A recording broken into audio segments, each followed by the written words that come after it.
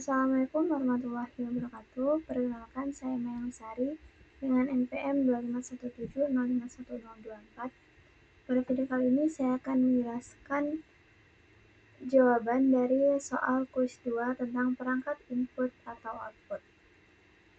Untuk soalnya yaitu sebuah komputer digunakan untuk sistem monitoring pabrik yang menerima data sensor setiap beberapa milidetik.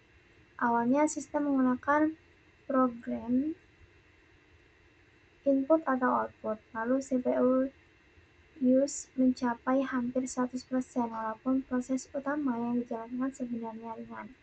Engineer pertama mengusulkan menggunakan interrupt-driven input atau output, sedangkan engineer kedua mengusulkan menggunakan DMA.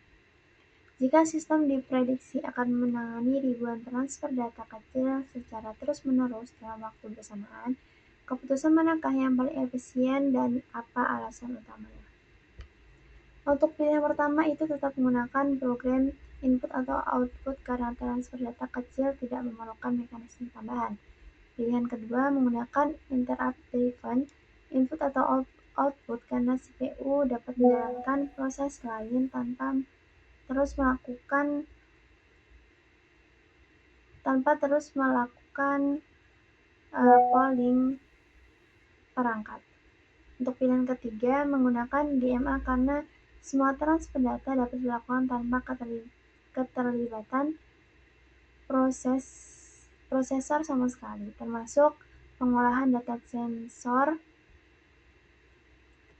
Untuk pilihan keempat menggunakan interrupt-driven input atau output terlebih dahulu karena meskipun DMA lebih cepat, penggunaan DMA untuk transfer kecil dan sangat sering dapat menambah overhead manajemen transfer.